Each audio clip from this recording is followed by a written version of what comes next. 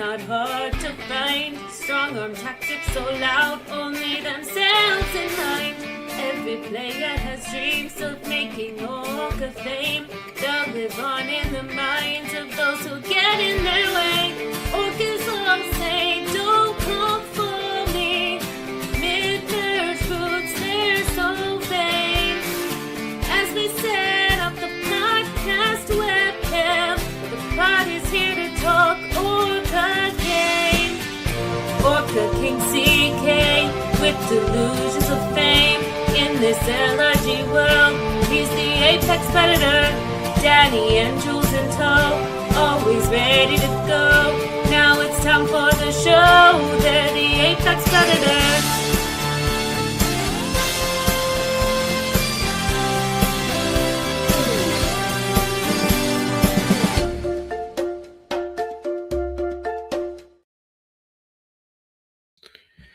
Hello and welcome to the Orca Pod, the apex predators of Australian Survivor LRG podcasting. I can promise you that we have not dragged you out from whatever you were doing to hear us give you absolutely nothing like the Prime Minister did today.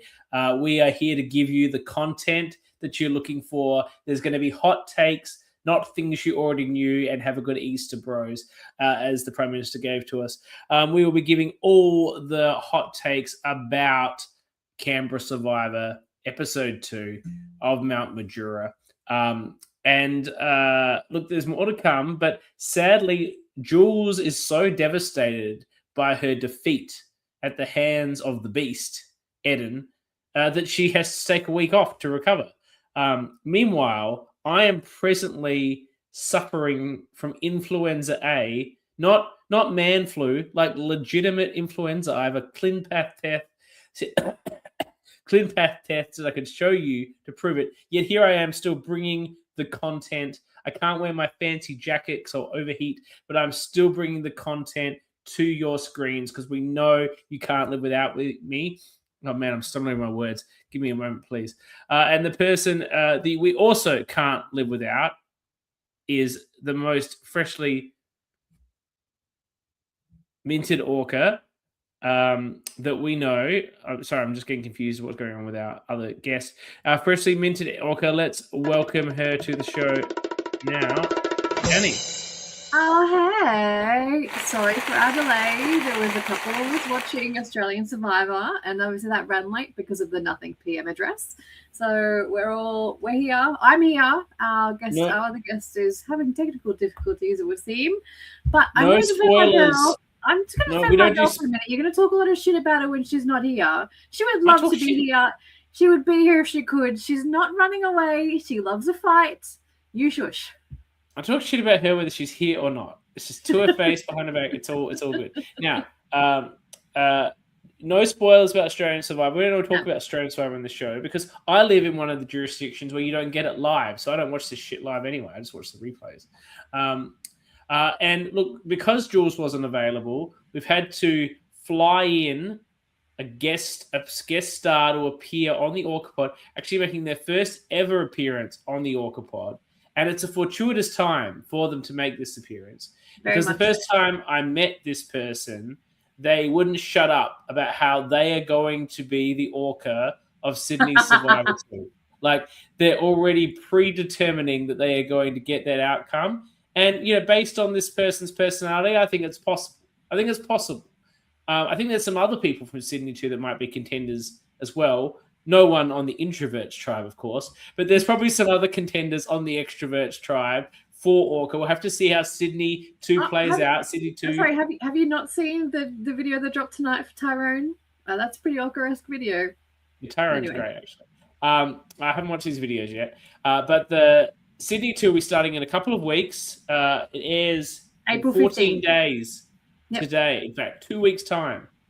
From today. So we thought it was a great time to bring in the person who professes to be the future orca of Sydney Survivor. You may know him from the Buffs, Banter, Blindsides, something like that, podcast that both myself and Dani have appeared on once upon a time. He's been putting the work in to try and get these orca votes, getting us on his podcast and whatnot. But He's a man that many of you know. He didn't need this introduction, probably, because everyone knows him. But let's bring him in nonetheless. Matt. Hey. Wow. What a long-winded intro, but I'll take it. Is that 6 minutes of intro for me? Is this welcome to my inauguration ceremony for the Orca already? Are you giving it to me now without even seeing the season? I'm loving this. This is fantastic. No, you have to work for it. It doesn't work that way. I'm just saying you've been campaigning for it for about 3 years. I have been. 2 years? You've been campaigning it for a long time. Well, it's been 2.5 years, and as you can see, I'm still in my Superman suit as I wore when I played. And 2.5 years is a long time, but I went into the game sort of knowing what an Orca was. So I was sort of not like a lot of people in the past. They probably hadn't seen a lot of your show yet, but your show was airing at the time. So I went in knowing I need to get the Orca Award. It's better than winning. So that was my goal from the start. And hopefully when you see the episodes come out soon, I'll get the victory then. I love to hear this. I wonder if the Canberra contestants of this season that we're watching right now were familiar with the Orca criteria when they played this season. I think possibly they would have been. They must have. You guys are pretty big in the LRG community. We're thinking about the timing. Because when Dani played Uncharted Waters, the concept of the Orca didn't exist yet. No. Right. I don't think it will have. I think we would have just started right about when that happened. Because I think this is filmed about 6 months after Uncharted Waters, and we hadn't really kicked into stride as Orcas yet. Well, this is after Uncharted Waters, because I look at Mars's hair and I'm thinking it must be before, because he seems a lot more timid as well. Okay. He cut it. He cut it in a move that both you, Mac, and myself, as long-haired bros, do not approve of. No, I do not approve. And also, he just seems like half the player that he was in Melbourne as well. So I thought it must be his first go round. No, second time out. Right. I think that his let's go talk about Mars. I think Mars is playing not as strong as he did in Uncharted Waters because he's trying to be more subtle. I think in Uncharted Waters, he went for the win, but he also wanted to be a big player. I feel like here, he's less interested in being a big player if he can get the win. And so he's playing more subtly, which is less interesting for us, but perhaps better strategy. Yeah, I think so. That's the case. Like usually you would think on a return of the season, you sort of want to rectify mistakes. And definitely in Uncharted Waters, he was sort of seen as a big fish from a viewer's point. Dani, you play with him. Can you see any differences in the way you play? I think the difference here is that on Mars's Tribe and Uncharted Waters, he was a big personality compared to the people that he was with outside of Ash and Nat, who was there early. There was not a real ton of other big personalities on that tribe. So he seemed more vibrant and vivacious than the others there. I think on this tribe that he's in currently, he's not the only big personality there. So I definitely think he's taken a step back, but I don't think he's playing any less. We got the information from Mal. It says they filmed 3 while podcasting 2. Yeah, well, no, like you weren't Orcas yet in season 2. Nah, we didn't create the Orca principle until Sydney 1. So yeah, the concept didn't exist. So it's great to hear that you, Max, maybe the first person who played with this particular achievement in mind. That might be very informative to how the outcome is determined. We are talking a bit about the Buru tribe. I can only know the name because it's like here. The Kangaroo tribe. And let's get into them first. We're talking about Mars, but let's talk about their vote and ultimately their decision to send out Hayley. I believe that was the prediction of the podcast. It was. That if the Kangaroos went to tribal, Hayley would go. Any surprise? Noting that we said that, any surprises to either of you that's what happened or how it happened? I'm surprised how roundabout it went. Like, I mean, I know that's the edit. They've got to show us all the conversations that happened, but it didn't seem to be like that, like so hard and fast. I think they kind of went through all the options before, and it seemed to really teeter across Maddie and Hayley. Like Maddie's like freaking foot on the gas, go, and already like starting to piss a few people off. So it surprised me that it wasn't just a determinative Hayley's the one.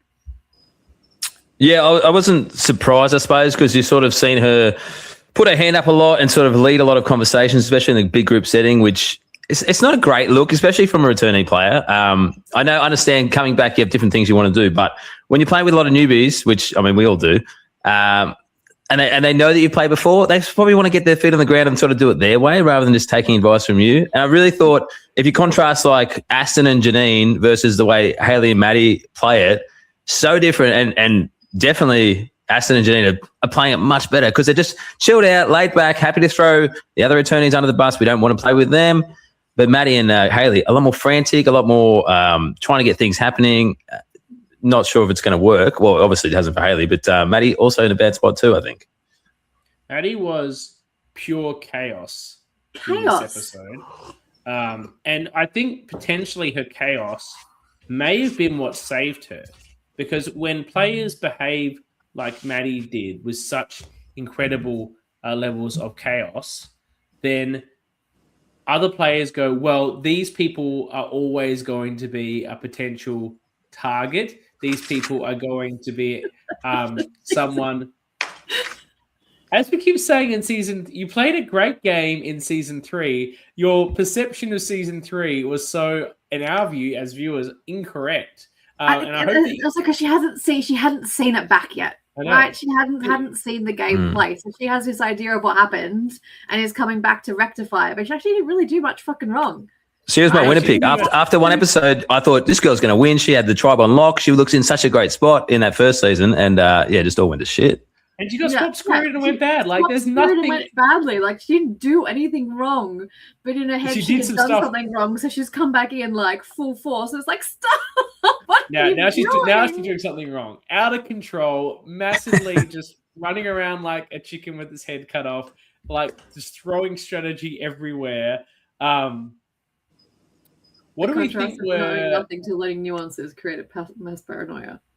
I think there's some critical discussions that led to this outcome. And I think what's really fascinating is Jordan deciding not to vote with the majority. Did you come away with a decent understanding of why you think Jordan made that move?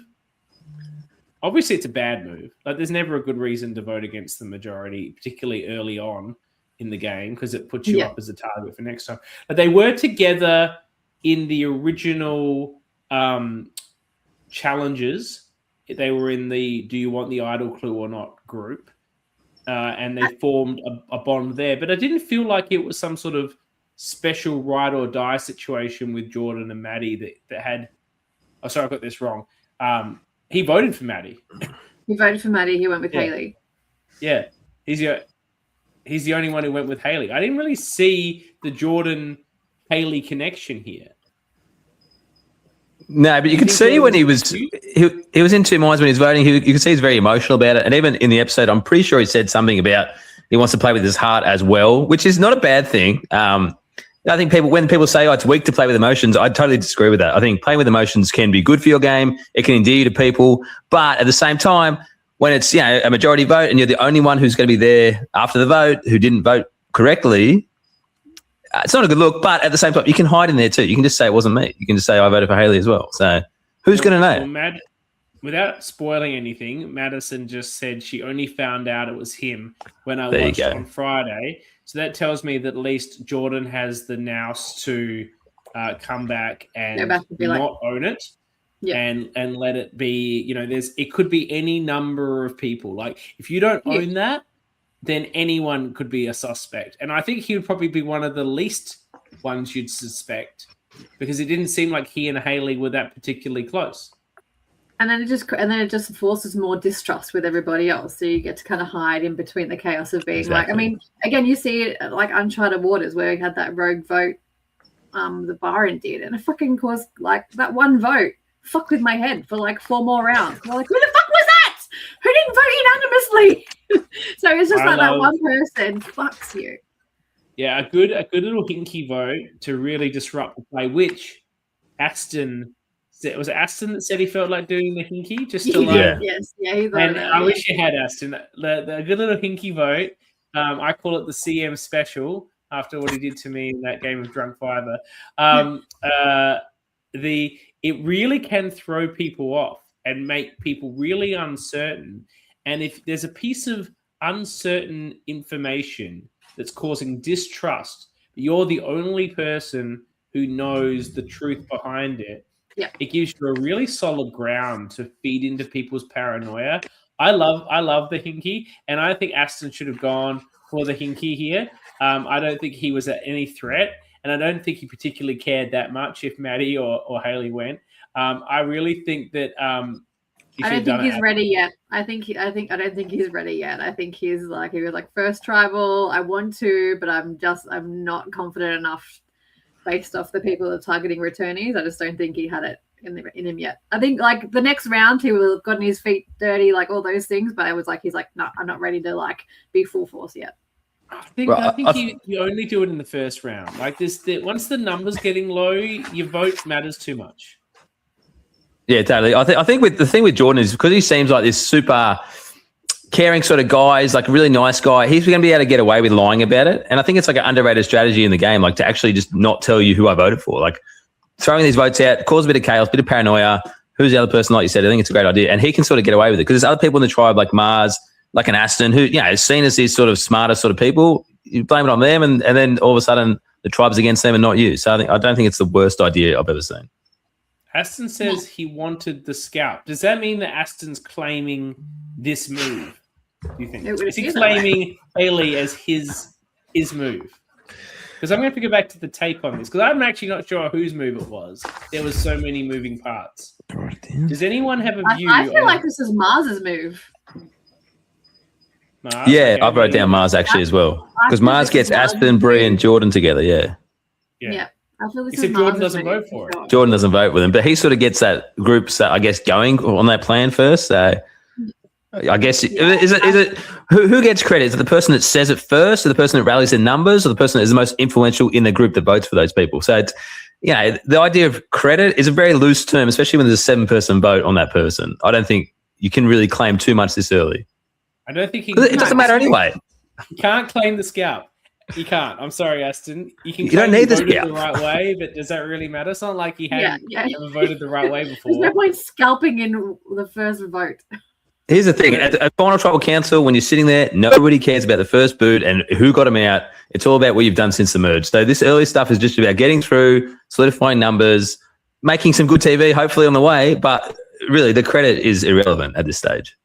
People might be interested if you say, I dinky voted on the first vote and it caused a lot of distrust, and I used that to sow a lot of like distrust and build my own bonds with people. Like people don't want to hear like a big story about the pre-merge, but like a little something like that, just to show you were always playing, not the worst. I'm just saying, dinky vote would have been a move, Aston.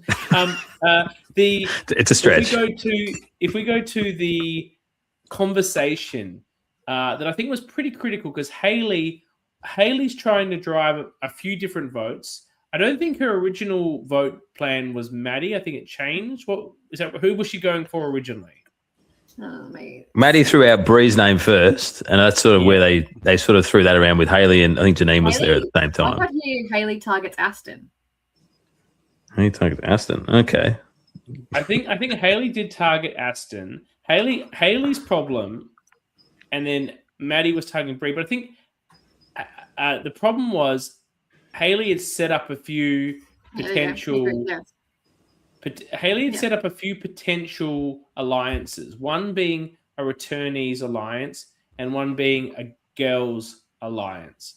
And I think the problem was she throws out Aston's name, which he hears about, and now he knows this returnees alliance is bullshit, and so now he's definitely going to target Haley never threw it. Like Maddie wanted the returnee alliance. Haley didn't want a fucking bar of a returnee alliance. She said that she did to the returnees, but in her confessional, you're correct. She made it very clear she wasn't interested in that. So I'm not knocking her for making that play, because obviously that wasn't what she wanted to do. But I feel like Aston was a poor choice if she was going to target any returnees, because I think it was pretty obvious that he had built up some decent bonds with people like Mars, Jordan, Bree. It was sort of clear that Aston was insulated. And I think the one thing that Maddie perhaps did a bit better than Hayley was when Maddie threw out Bree's name and saw how quickly that was sort of rebuffed by the group. Aston wasn't keen. Other people weren't keen. She sort of was happy to move away because she was just chaotically spinning onto something else. But Hayley didn't seem very flexible on her plans. And what I found most interesting is I thought that Hayley and Adele were quite close. And I've got here Hayley wanted an alliance with Bree, Jordan, and Adele. Yeah. So yes. like, and threw Maddie under the bus. Yeah, and I really was hoping that after that conversation where Hayley rebuffs Maddie's wanting to go after Bree, I really wanted Hayley then to like go to Bree and be like, "This is what's fucking happening," and try to rally against Maddie at that point, but it just didn't seem to happen. Yeah, that's the thing. I was sort of like back to the whole returnee of it all. Like we've all played once, Dani twice. Like surely the second time round, like the first time you play, same when I played, the paranoia is rife especially your first tribal council, the second one, and then it probably eases off the more you're into it. But the first time, it's chaos. Yeah. And if you've played already, you can surely harness that and direct it back to the newbies who have never experienced this and don't understand how quickly plans can change, how little time there is to make a plan. You can just sow seeds of doubt with everybody. And if you hear someone say any name that you don't like, throw them under the bus and make it happen and just railroad them. And Hayley, I guess, had the chance to do that. In the first few rounds of Uncharted Waters, I was like, no. Perfect. Because you're a returning player. But Dani, this is not about you today, okay? This is about Canberra Survivor. It's about me. I'm a freshly minted orca, motherfucker. You are. Congratulations, by the way. I forgot to. Aston says Hayley was quite close to all three. I assume he means Jordan, Bree, and Adele. Yeah. Came together after we decided to go for Hayley. I think first round jitters spooks them from changing. Okay, so that's an interesting point of view that those three didn't so change. They had kind of decided on Hayley, got close to her after, but they were just too conscious to like switch it out. I think objectively, Hayley just makes the most sense for pretty much everyone in the tribe, and I think we said that this was from always round going to be one. We're problem. like, she just put herself out there far too quickly and just needed to shush. Yeah, I probably disagree. I probably think Maddie was probably the right choice here. I just think, I think if it's a bit of a much of a muchness, but I just think Maddie, she just seems less trustworthy at this stage. Honestly, like there's the way she talks very fast, and as a fellow fast talker, it can come across in the wrong way. But if you don't have a certain way you talk behind it, so I can talk fast, but it's not frantic. Whereas Maddie came across really frantic, and like that would make me nervous. It was all crazy. Right, and when you're having that conversation with Bree about why you threw a name out, and you're frantically speaking so fast to cover your tracks, it's so distrustworthy. It's like, why wouldn't you want to vote her out if you're Bree? That's my question. Because I think that Hayley presents as a threat that can group up a group of people together. The first vote, it doesn't seem to me that there was clear groupings in this tribe before they had to vote.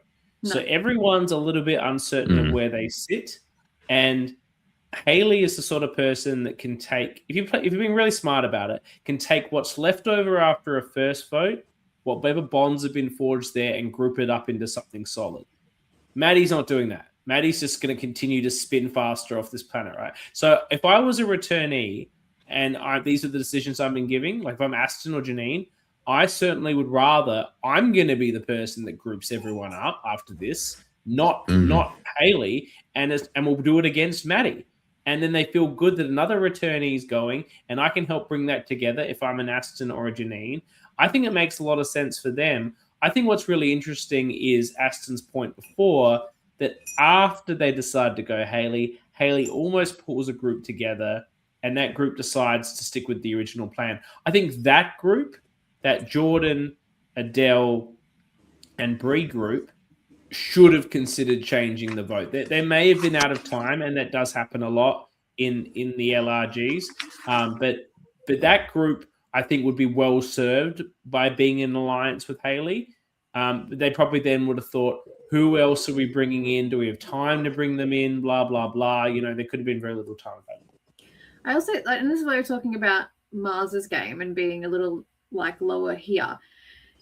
He's never targeted at this point in time, even though they kind of discuss really everybody else. And he's the one going, this needs to be a unanimous vote. We need to come back. He's the one saying that. He's the one pushing, like, we should come back to this tribe. We shouldn't be fractured. We want to go into a swap strong in our numbers. We don't want to have the fractures now. So Mars is spinning web behind the scenes going, this needs to be unanimous. We can't be fractured now because when we swap, we'll be fucked if we're fractured. So it's not super obvious in the edit, but he's the one pushing this narrative as a returnee, being like, don't fuck it up. Let's stick strong. And I think that scares the newbies into being like, oh, we're going to stick. That's the thing. Once you like logic out that and say, oh, we need to stick strong for these reasons moving forward. Once the swap happens, it makes a whole lot of sense. You don't really want to push it too far to like you said, to split the votes or anything. So you know, he's probably done the right thing there, just in a subtle way. And it's experience from Mars. It can take you a long way. And I don't know. I assume the players on this cast probably don't know that he's played before as well, so they're not as threatened by him. No, they have no idea. Yeah, so he probably is in a pretty good spot there, sort of just lurking in the shadows. Yeah. Asa made the point that he doesn't think that any of the other group, the other five, himself included, would have flipped on Maddie to go with that group. So it makes sense why that group stayed together. And I guess that better informs Jordan's vote that we were a little bit surprised about, that maybe he was feeling positive towards Haley and wanted to maintain that. Do we think Maddie found the idol or solved the idol clue? Like, how hard was it, Maddie? It's just every second letter. Like, I do these sort of puzzles with my 8-year-old who can solve them. She was too frantic. She needed to just stop and take a breath, take herself out for a second and focus, but she just never stopped spinning off her axis. But it was the alphabet, yeah? It was the alphabet, right? She was going to ABC. She went through the whole alphabet. No, it's a code, I think, where every second letter is so every second letter is irrelevant. So it's a dead letter. So you've got to read like right. number 1, number 3, number 5, number 7, and read. Yeah, she did that. She spelled out something. It said this is A, and then went to the alphabet, and it's like, okay, I'm not sure. Maybe it got more confusing. I can't imagine they made it too difficult to follow.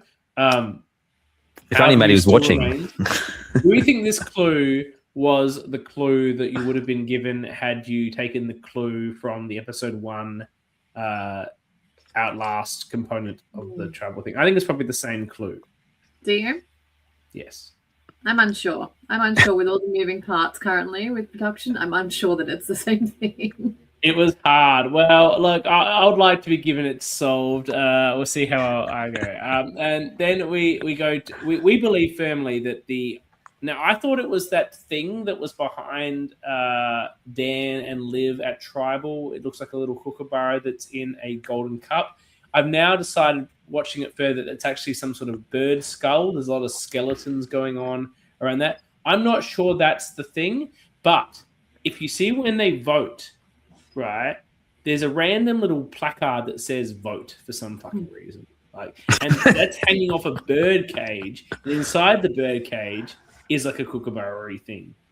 So I think it's the thing in the bird cage, because why when else has anyone ever had like a thing that hangs over the voting booth that says vote? Well, it's just so they know what to do. You have too much time on your hands to look at that. It has to be something to do with the immunity idol. How big is this thing? Why is it so big? Canberra always has ridiculous immunity idols. They need to trolley to wheel it out. Ridiculous as well. Season 2 one was absurd as well. It's wild. Is that Mel Sheehan? Is she on top of that? Is that her doing?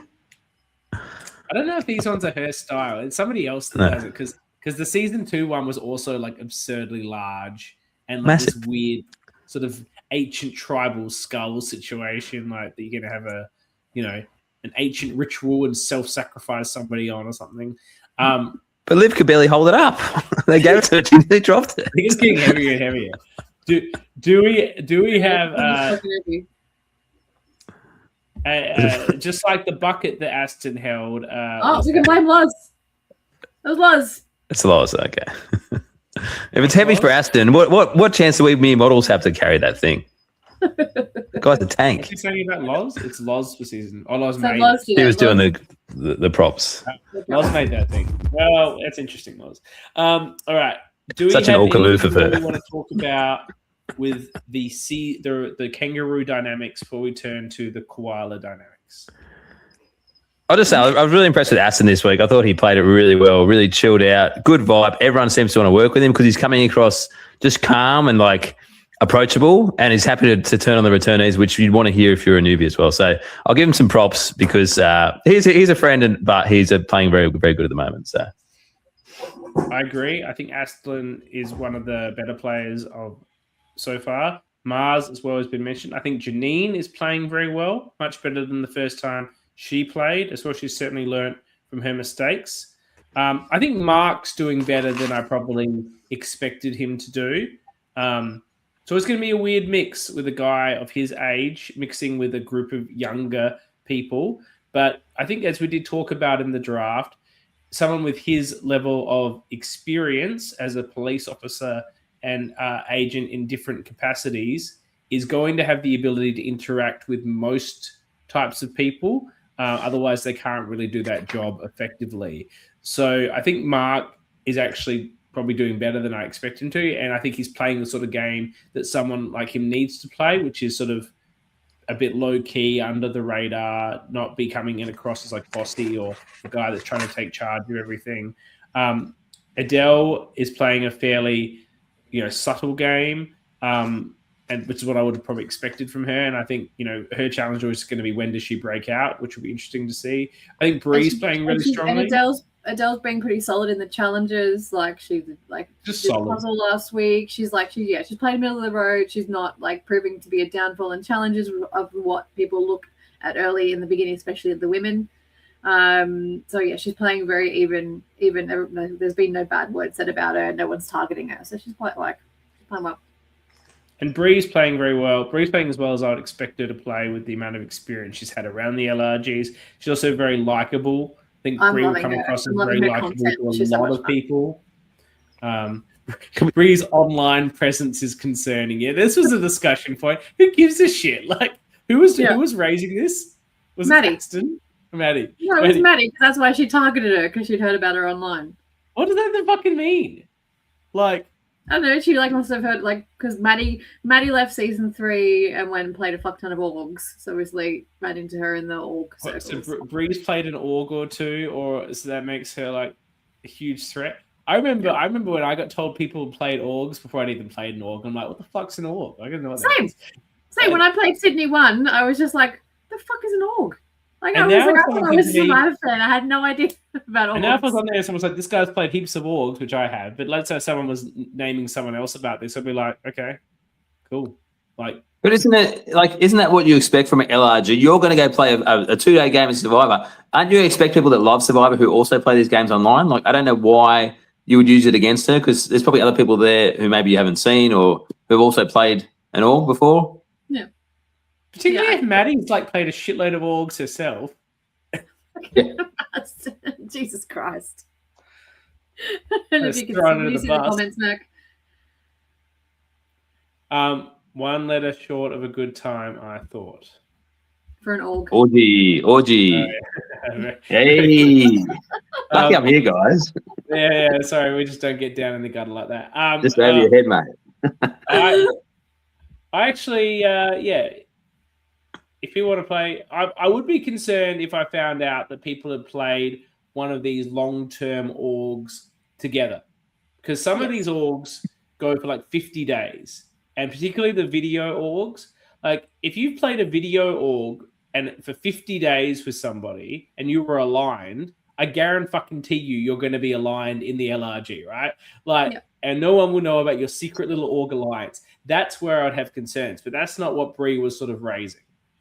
No. Well, that's funny you say that. In my season, there was someone who I played an org with. I'm not going to go into detail, but didn't really come up too much. But there's a familiarity there, which somewhat beneficial. Yeah, Unless you booted them or blindsided them, then it's worse. you have to wait and see. I'm Yeah. sure it will be on. It'll be on the show, but you'll have to watch. There's people I've played orgs with that if I found them in an LRG, I'd be like, we're going to go together, boom, boom. And there's ones I've played orgs with, like, I've got to get you out immediately because I fucked you over too many times in orgs. Like, I just cannot trust that you're not going to come back for me, right? So it all comes down to, like, what your history is. There's a flag here about Luke and John Tan. And Leah. And Leah. And Leah. And Luke specifically, and you were there on that tribe, John Tam was trying to use that org relationship to work together, and Luke was having none of it. He wanted fucking bar of it. He was like, this guy's got to get got because I don't want him blowing up my shit. You're talking about this org. Shut up, JT. I'm booting you out. Fuck up, man. I think it's all the way JT.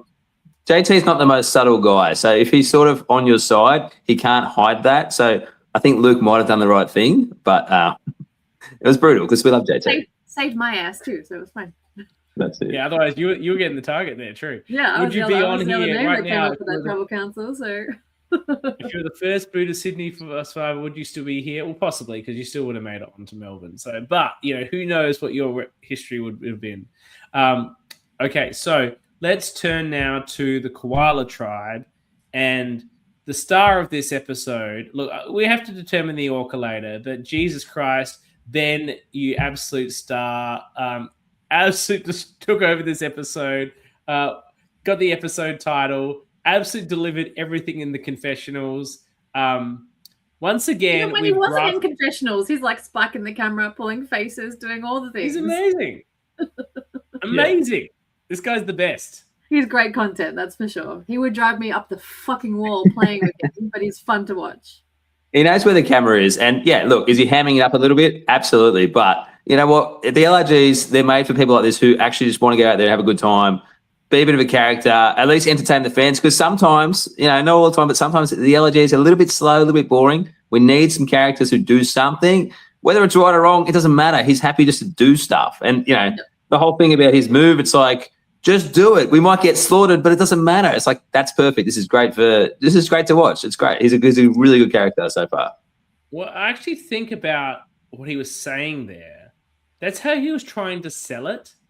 But that move, the move to vote out Natalie, was the best move that could be done. I loved it as a move idea. I thought it was great. He didn't want Zaddy Simon to go. He had an alliance with Zaddy Simon, right? Like, he thought that Simon was he was Simon's only ally, and he probably was. So why does he want Simon to go? He's got nothing with Natalie. Let's boot Natalie. And do any of you really care about Natalie? And it didn't seem like Anthea and Derek and Will cared about Natalie either. So, but they needed to be convinced because they didn't want to go against the tribe. They were worried about a swap. They were worried about, but they were worried about adding them as a 4 because right now their 4 is under wraps. No one really realizes that they're a 4, and that's what they didn't. And Will, in particular, was really worried about outing them as a 4 alliance and being targeted by the others. Is that something worth being concerned about? Well, not when you're 4 and there's 3 other people. Like if you've got the majority, swing, you're in the majority. Yeah. No, I can get it. Because you got to think, if it's started at 18, they're down to 15, there might be a swap to 3 tribes coming up. You don't want to alienate your tribe. But the thing is, they've voted, 3-3-2. So it's a pretty shit vote. If you actually are a committed 4 to each other, why don't you just tell each other who you're voting for and just go with 2 other people? So it's a 6, and you can hide in the 6. The way they've done it, they didn't tell each other. So there's 2 votes on that, 2 votes on, Simon or Mushi. You're like, who knew? But they just didn't solidify with each other. So this 4 is so loose and not connected now because they didn't vote together. You're exactly right, Mac. And I was thinking this myself. Why couldn't they bring in? So also in this group, in this episode, Derek. I think there was a slight arrangement made between like Derek and Mushi and Anthea, and there was another one with like Simon and Simon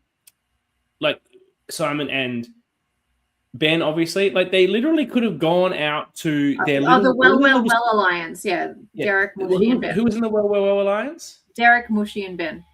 Yeah. So what I'm saying is they could have gone out to these little side alliances they had and sold Natalie into all of those, and then get all the tribe voting Natalie through the side alliances plus their main alliance, and then nothing's exposed. Yeah.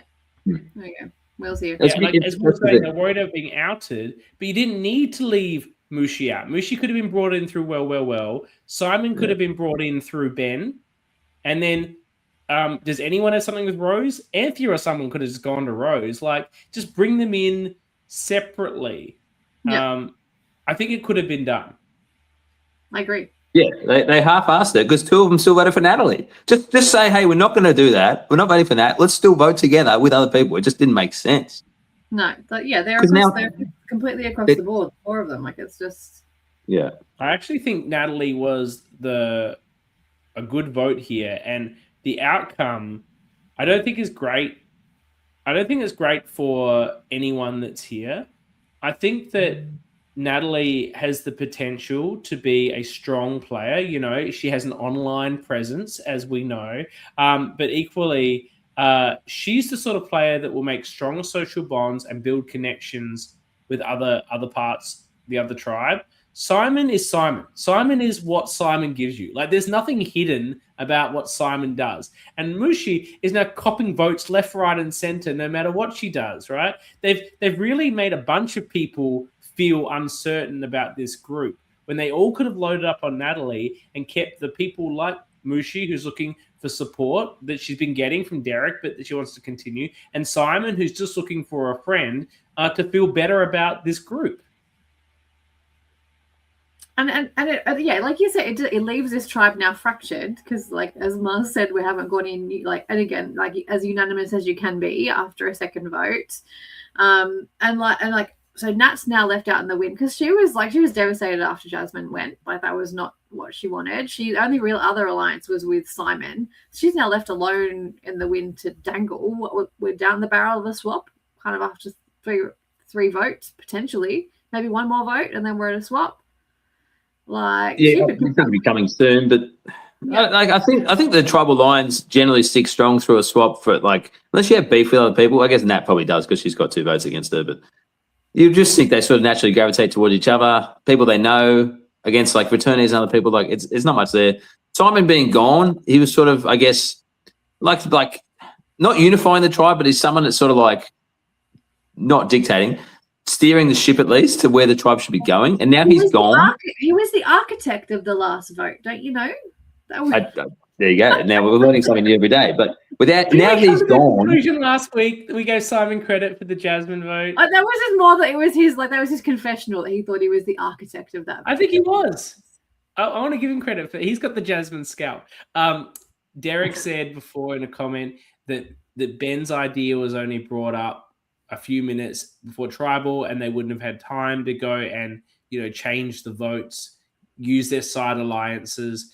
And I do get then the desire to Then get up at tribal council and talk about it. They might not allow Make that. tribal council interesting. Get up the fuck up, pull your people and talk about it.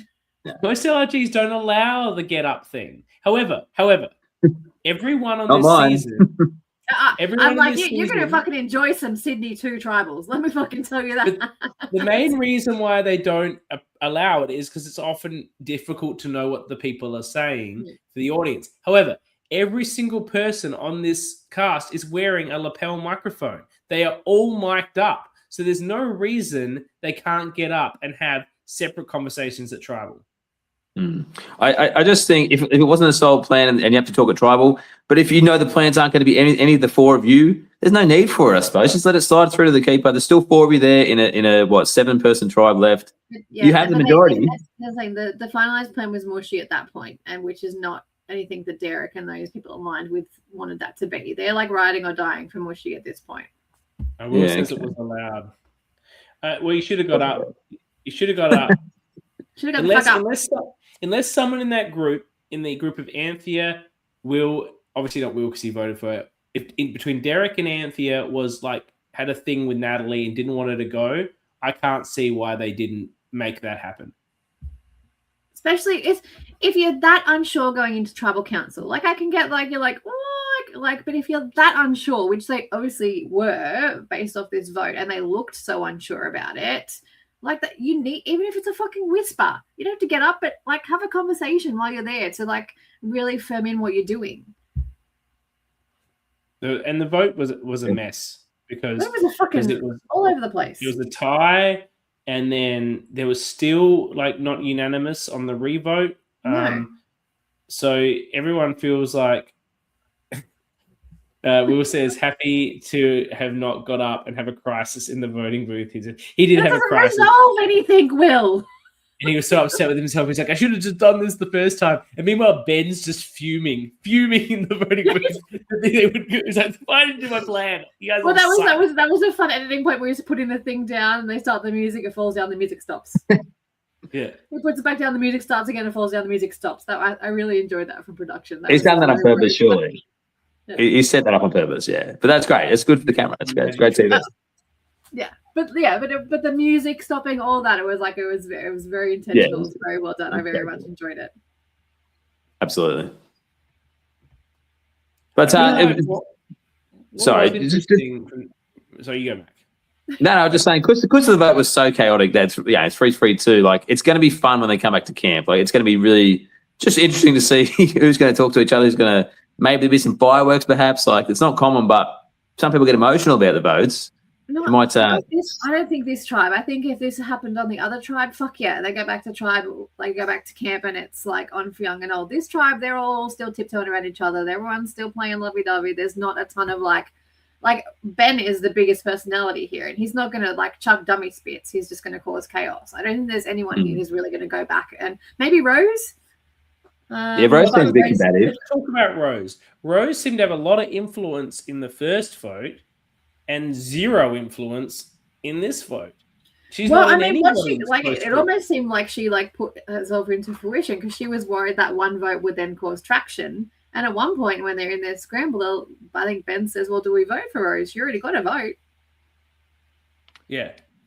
Yeah, I thought she played it all right, but because she sort of, I think there's a confessional, she says, like, I can feel that I'm doing too much. And as a returnee, that can be a really bad spot to be, as we saw, with Hayley and Maddie, and then even Simon, like, you do too much too early and it puts a target on you. So to have that sense to take a step back after last vote, try and just hide a little bit. She was still the one that pushed Simon's name originally. So, like, she got the name out there, and that's the person that went home. So you've got to give her some sort of credit. But I actually think she played it pretty well this round.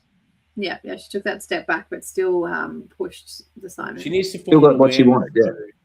That she's not in the core, and like, if she gets swapped with these people, don't get swapped screwed for a third time, Rose. Just join the other side.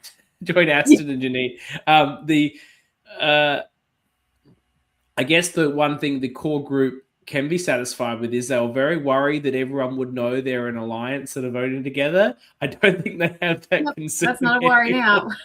Because two of them voted differently. Not a worry at all. They didn't even vote all together on the revote. No.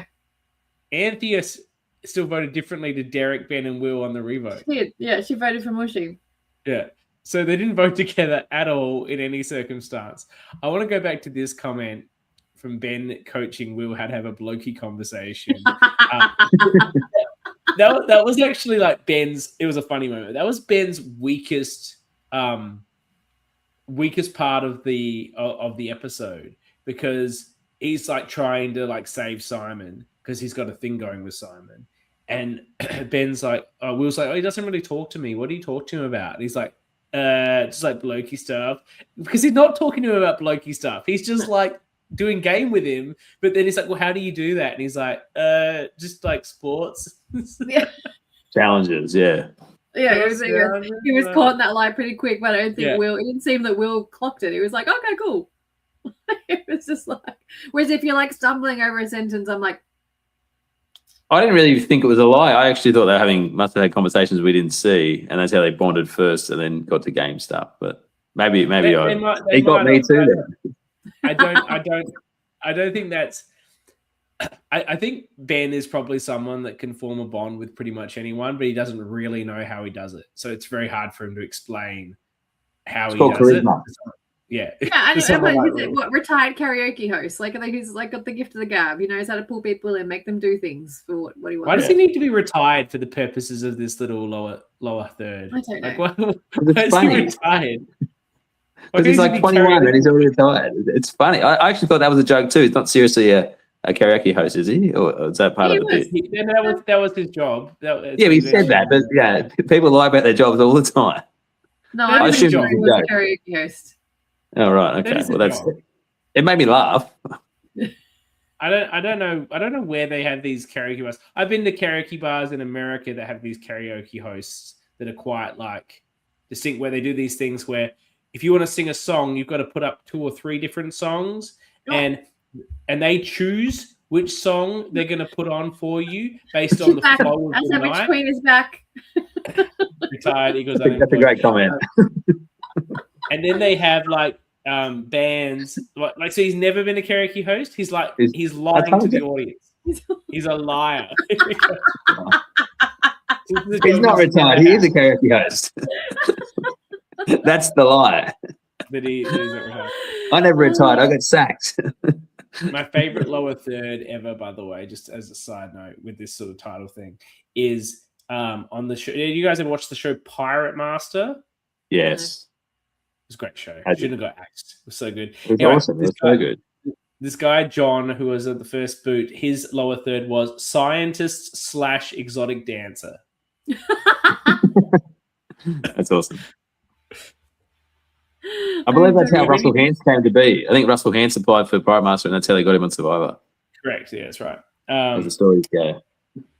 Now, do we have anything else we want to talk about on the Koala Tribe before we just jump to the challenge? I'll just say, I think I've met Derek before. He's a really nice guy, and I think he's in a really, really good spot. He seems to be the heart of the tribe. Like, everyone's coming to him with information. He's another guy, really calm, really composed. He seemed like I've only met him once, but he came across like super smart as well. I think he's going to be in this game for a long time, and he looks like he's in a great spot right now. He does. Derek's the sort of guy that gets voted out like 5th because everyone's concerned he's going to win the game. That's the sort of guy. Yeah. Derek. He's kind of got that Matty P arc, right? Like everyone just loves this guy's going to win. We're just going to vote him out. The only thing I will say, like, he does come across as a bit young. He's not that old, which can be a bit of a detriment to players. Like, when they are considerably younger than, I don't know how this cast skews in terms of age, but if they're that young, you don't tend to be as respected, I think, unless you play like a really, really good game. Just generally across the board, like if you're just younger than other people, it's a detriment, I think. I think this cast is it's got a mix of probably third of young, sort of middle and older. And I think it's a good point you make, Mac, and it depends who ends up on the jury of whether it's some of those older people, like, Simon, if he gets back in the game, or a Mark, Janine, etc., or is it, Ben, Will, Bree, Adele, etc., I think he's a career coach, right? Isn't that his job? I think he would speak to people from all different walks of life and ages and things. Like I really feel if Derek was at a final tribal, he would just be cool, calm, collected, and I would garner respect, even if he hadn't played with him, just based off his demeanor. I don't think his age would impact him at all.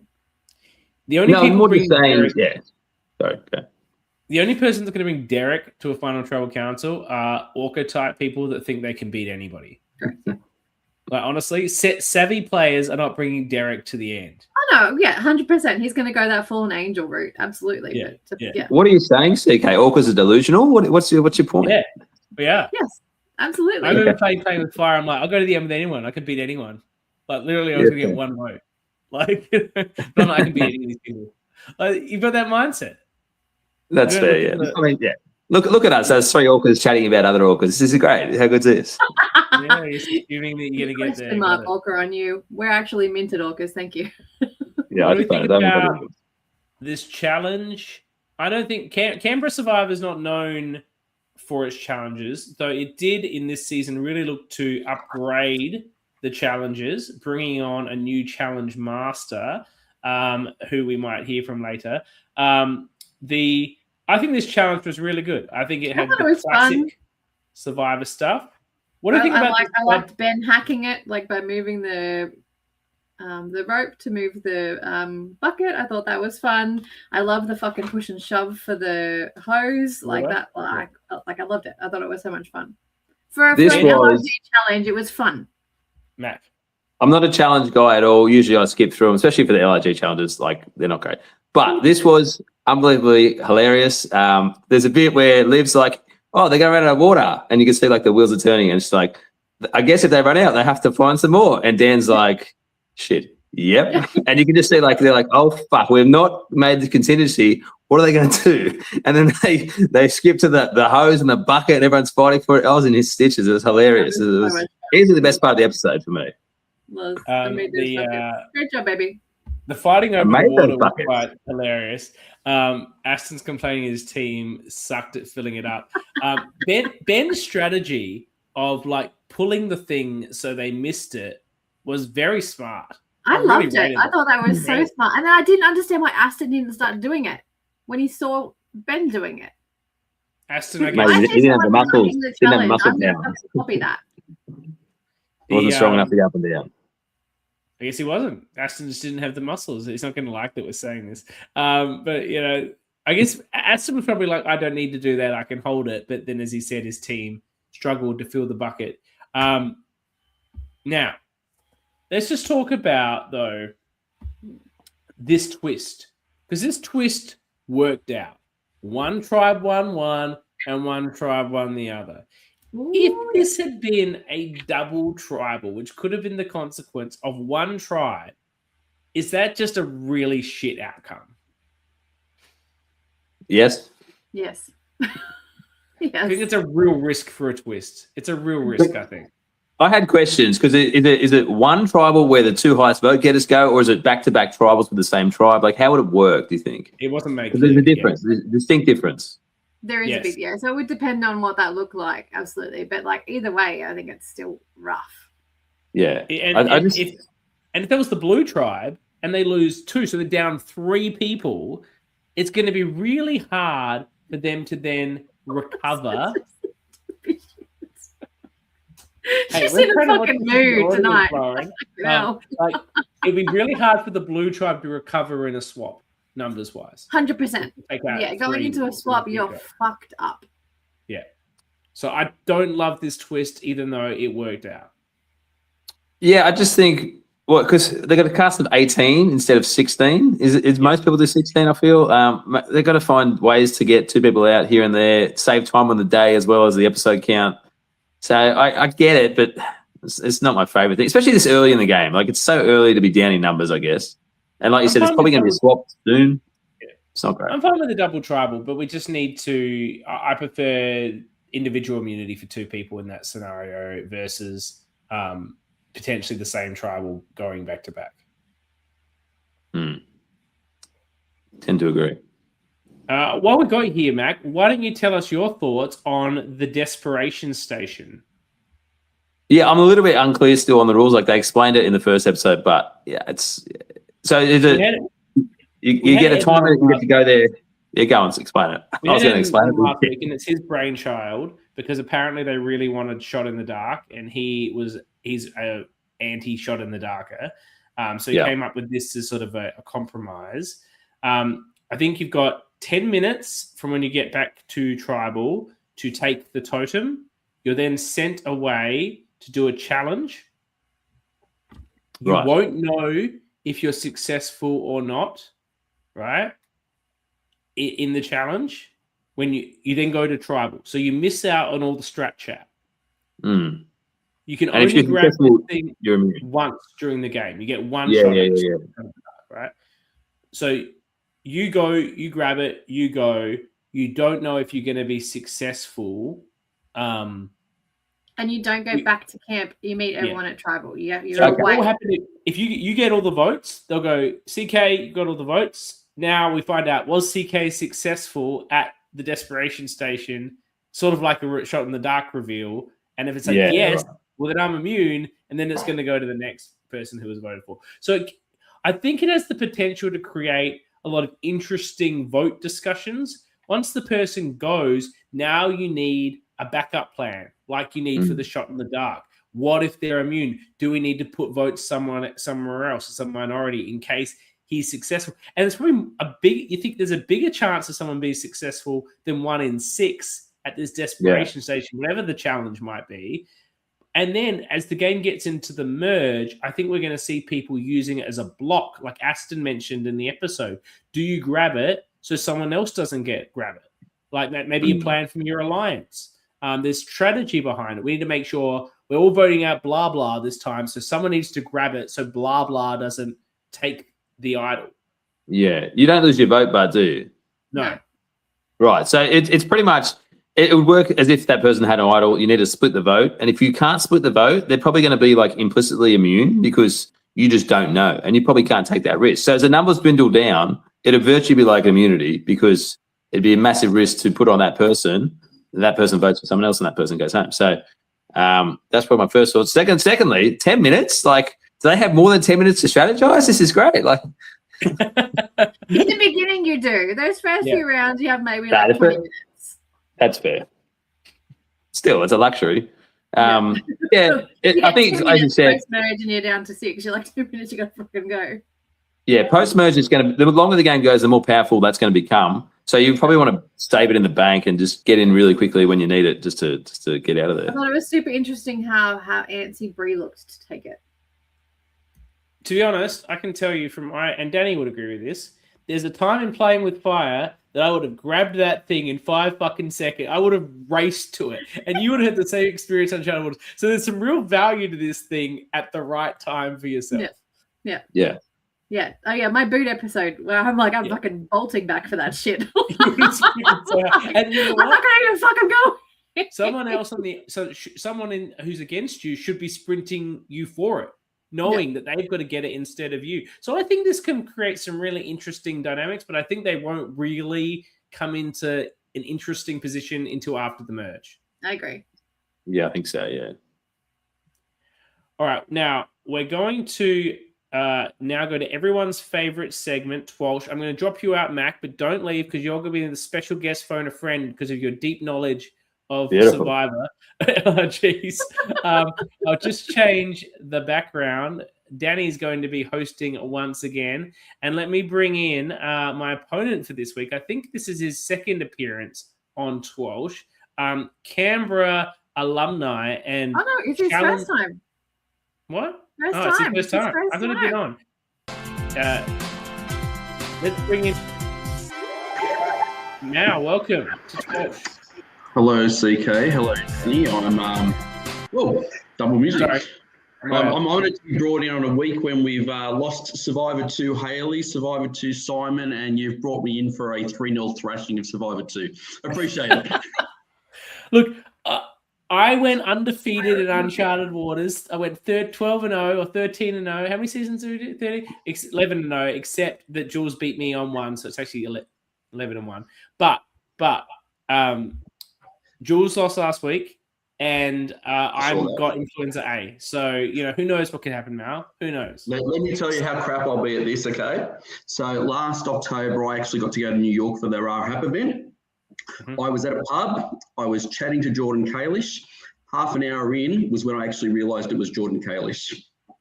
Do you listen to actual Twish? I listen to him. Okay. So don't expect big things.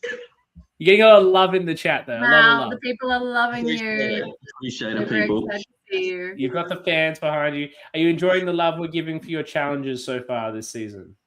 Do you know what? I left season 4, so no spoilers for the future, but there's a challenge that's going to be in this season that took a long time to prep. And as a result, I saw no camp life in season 4. I was at very few tribals. So almost everything I'm seeing on the TV is brand new to me. I could not even tell you the exact boot order, not that I would. And I don't even remember what the upcoming couple of challenges are. So it'll be... Did you make them all? Not all of them for this season. So I think pretty much from the merge on in this one is all me. Before it's a bit of a team effort. And way in advance, you're going to see some cool stuff in season 5. Great.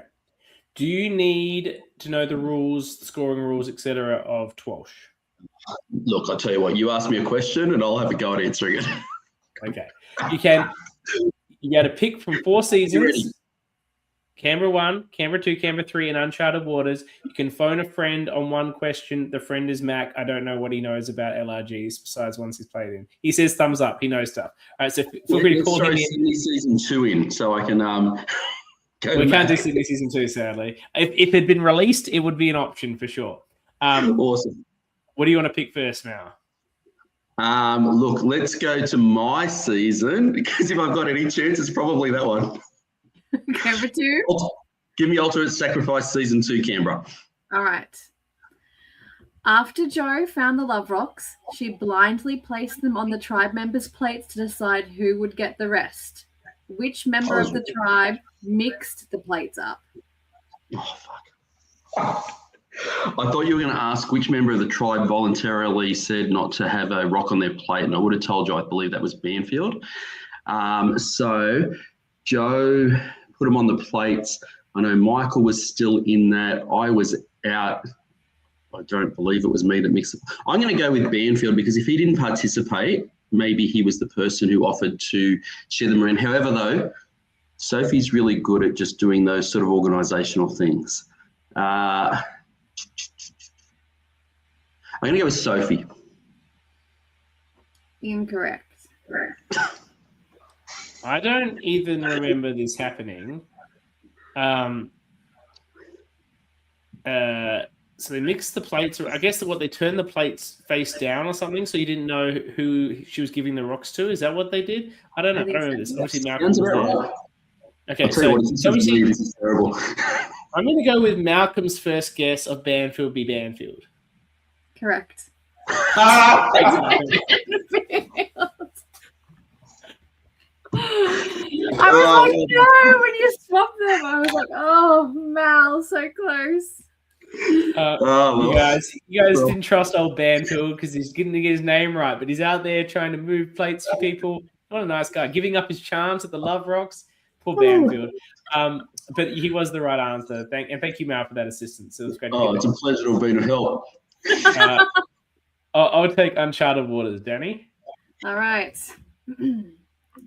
The immunity challenge saw a player from each tribe riding in a billy cart. Which 2 players were they? Fuck's sake, I really should know this. I know one of them. I should know both of them. Who was it from that tribe?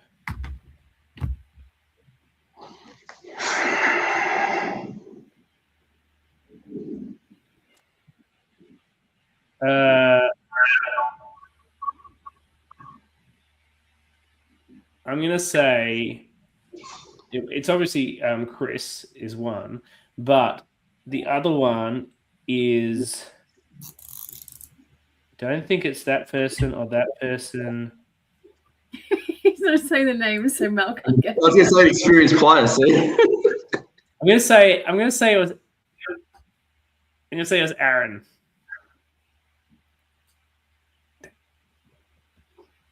All right, so I also was thinking Chris in my head. So if Chris is wrong, there's two, yeah. Right? So he's guessed 2. I'm not going to say if the other person that I'm thinking of, and for all I know, they're on the same tribe. I am going to go with Mieta. Mieta and Chris. Ding, ding, ding. Oh, well done. So we're both on 2 points because we've stolen each other's answers. Well done, Malcolm. Very good. I didn't expect anything. Mal, you have Canberra 1 and Canberra 3. I'm going to have to go Canberra 3 because at least I was around. We're going to bring Mac in because Mac can give you assistance on this one. Should I ask someone to get assistance? Sure. Welcome, Mac. Hey, Mal. How you going, mate? Hello, here to Mac. assist. Can you win the Orca Award if you're the first boot? Oh, well, I guess it could be the unprecedented first time ever, so maybe. A second boot has won it before. Third boot. Really? Third boot. Maybe it's the lowest that's won it. Yep. Wow. All right. You still got a chance there, Matt. Anything's possible, Mal. Let's go. All right. How are you feeling with Canberra 3, Mac? I have watched that season, and as it was airing, so that's not that long ago. I should be. To be fair, I didn't know the Uncharted Waters question, which I watched literally 2 weeks ago. So we'll see how we go. All right, bring it on, Dani. All right.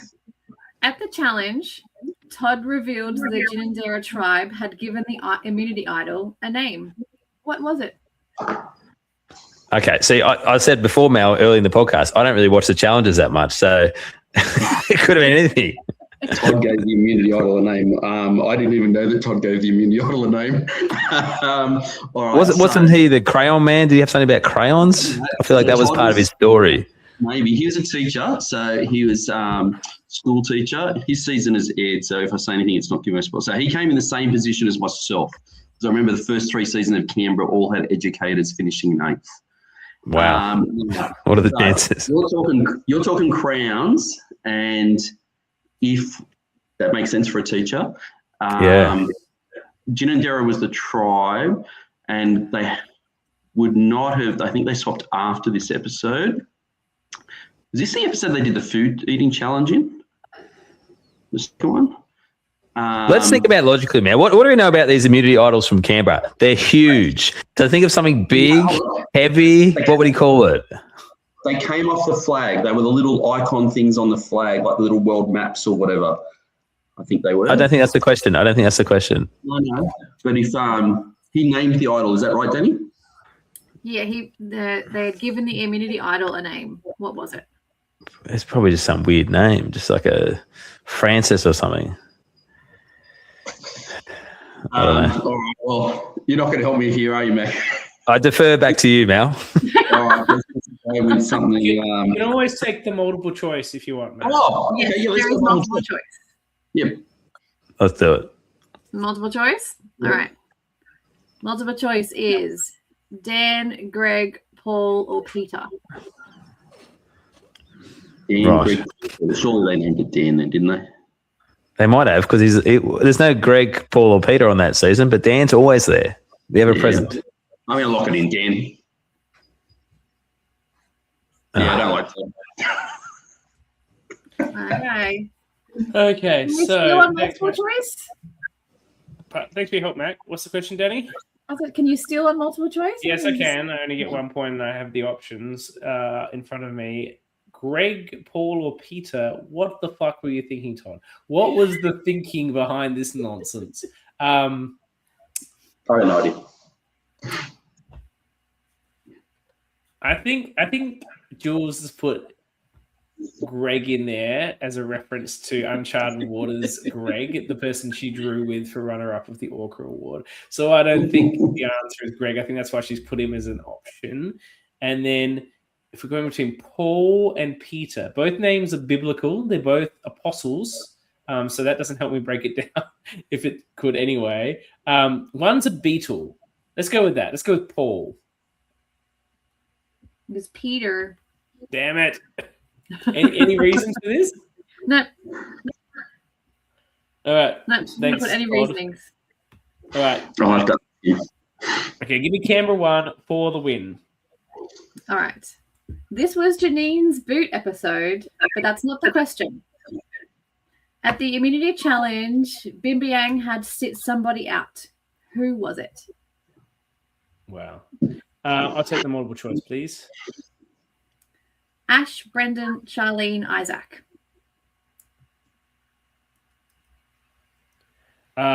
It was probably Charlene because she was feeling sick.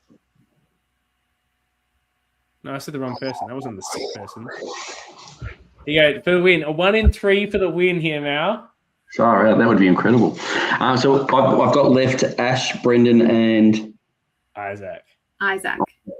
all right. So if I don't know, I think the first in that season, did they start with the tug of war and then do charades or vice versa? Why would they've set somebody out? Because obviously the other tribe voted down one. They would have had. This is just a stab in the dark. I'm going to go with Ashley. No, it was Brendan. It's Oppo, yeah. All right, tiebreaker. What's the tiebreaker? All right, here we go.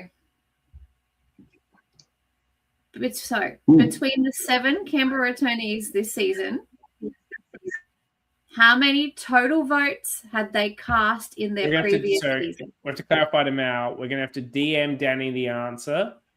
Yes. Yep. It's going to be closest to the post if we don't have it right. Okay. Yeah. You So I'll say you it haven't again. said the question. between the 7 Canberra returnees this season, how many total votes had they cast in their previous season? So it's a cumulative total for all of them. Yes, and yes, for all of them together. And just for clarification, it's the number of times they've written a name on a parchment, including revotes, but not consensus.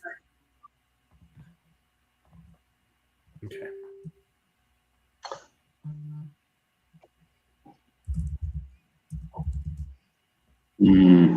My answer's in CK. I know. I'm just working it out.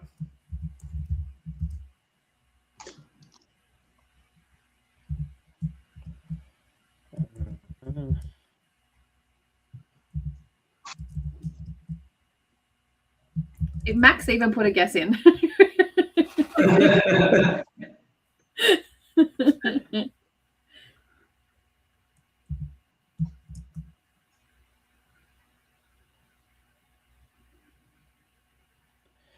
Okay, I'm still looking through. Just give me a second. Who else is? Come on, this is Maddie.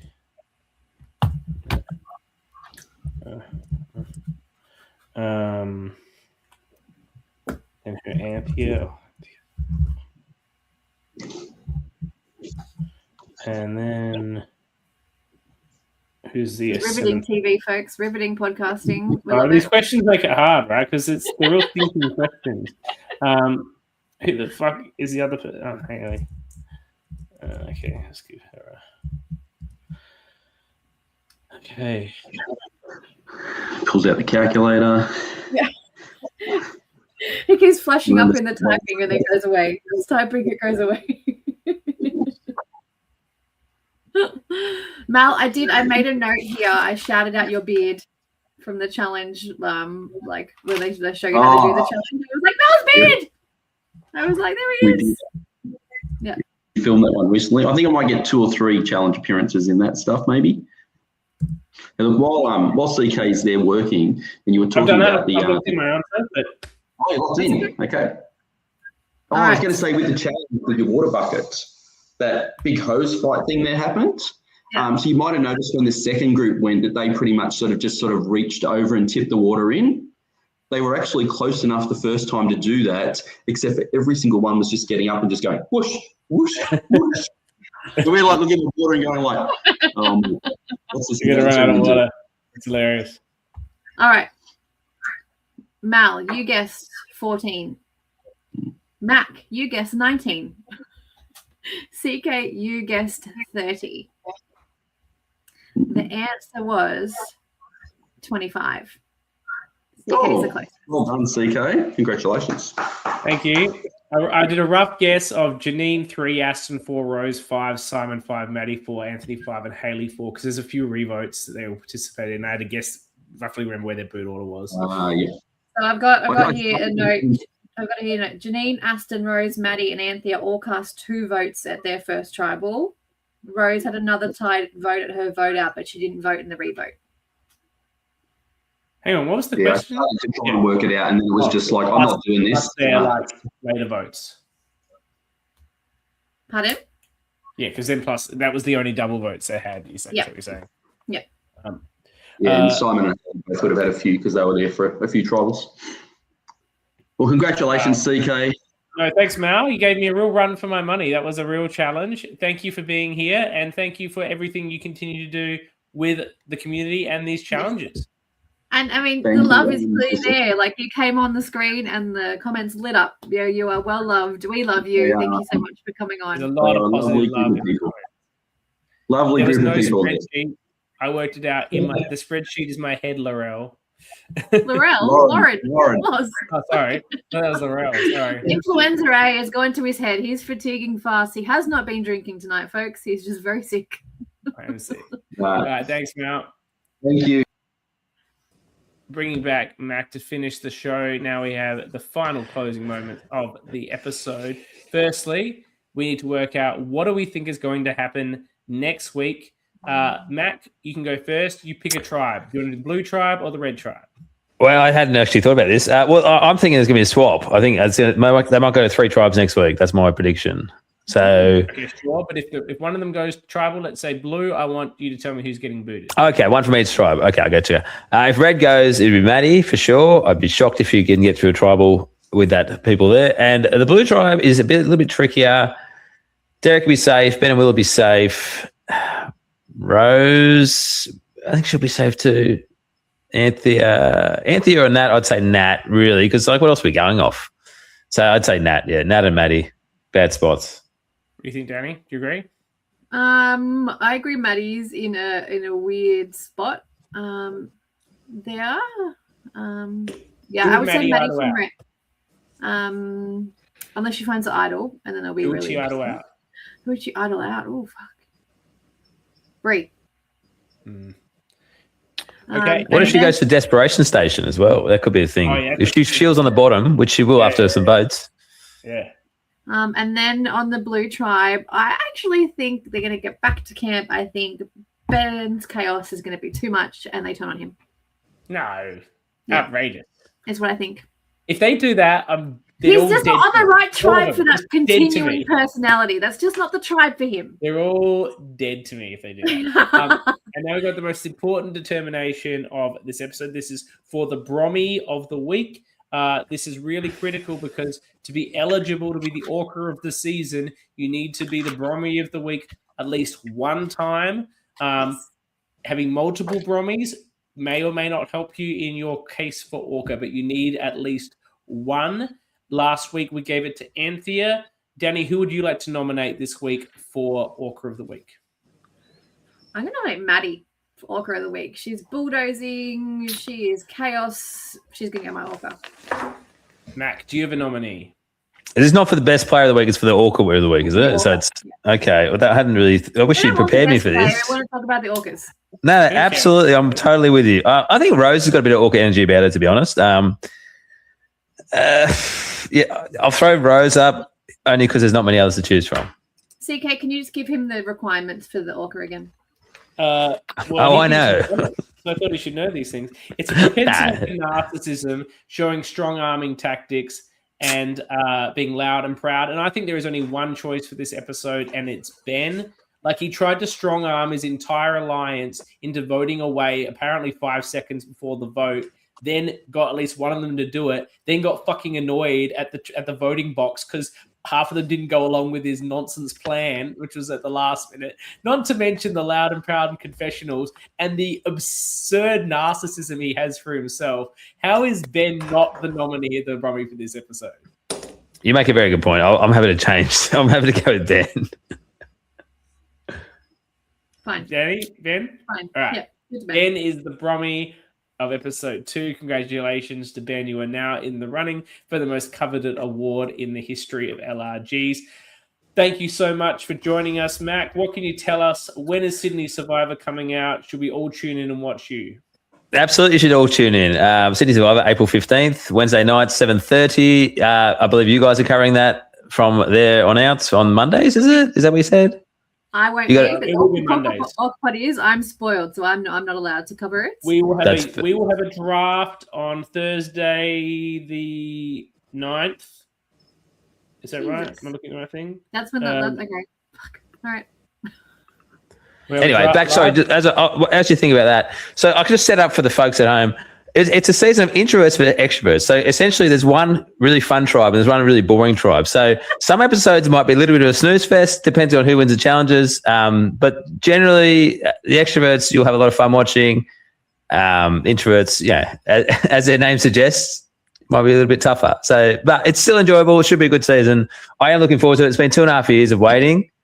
The shirt's starting to smell a little bit. I haven't taken it off since, but keen to go. Here we go. 2 weeks away. Dani's doing a lot of preseason content. All the Meet the Cast videos are coming out. Check it out on social media, Sydney Survivor, Facebook, Instagram, all that good stuff. So yeah, it's happening finally. Do you finally feel like it's real, like it's canon now that you played one of these things? Well, once it comes out, yes, but it's been a long time coming. It's the experience that everyone has. Most people wait 2 to 3 years for their season to come out. It's just the way it is. Yeah, it's a long way. Like, so what I'll say, after the season finished, I at the time I had a podcast of my own, which thank you for spruiking that earlier with the name you got wrong, but that's all right. You got it roughly in order. Right. You've been on the podcast. You should know better. Anyway, at the time, my podcast partner, Buckles, he did deep dives with the whole cast pretty much afterwards. So I got to listen to everyone's journey throughout the whole thing, 2-3 hours, some longer, which was great because I would listen to them and edit them as I went. And it was probably like 6 to 8 months of just still being in the game mode. So it took a long time to get over the game. But now I'm ready to watch it, have a bit of fun, hear all the comments, hear you guys talk about it, which is going to be great. So can't wait. So we will be drafting and assessing the cast on the 9th of April, and we will be doing weekly podcasts for Sydney on Mondays, and then continuing our coverage of this program on Wednesdays after Sydney Survivor finishes for the evening, which I believe because it's generally going to be out on Wednesdays. So it's a busy time here at the Orca Pod, but we'll be busily away managing 2 seasons. I'll be joined by some other We've orcas. done it before. We just split our time and we go. Joined by some other orcas to be confirmed, but working that up. So look forward to that. Thank you, Mac, for joining us. Thank you, Dani, as always. Thank you, Mao, for coming on and being a great contestant. We will be back next week. Thank you to everyone who listened live. We love you the most. Thank you to people that listen after the fact. You're also loved, but just like a smaller one, a little bit. Because we prefer you to be here live and engaging with us. So thank you for that. We'll be back next week to talk about everything on episode 3. Until then, we shall dance. So yeah. Oh, we're dancing. We're dancing. Yeah, there you go. Or the weird sway. You can do a group one group. Yay!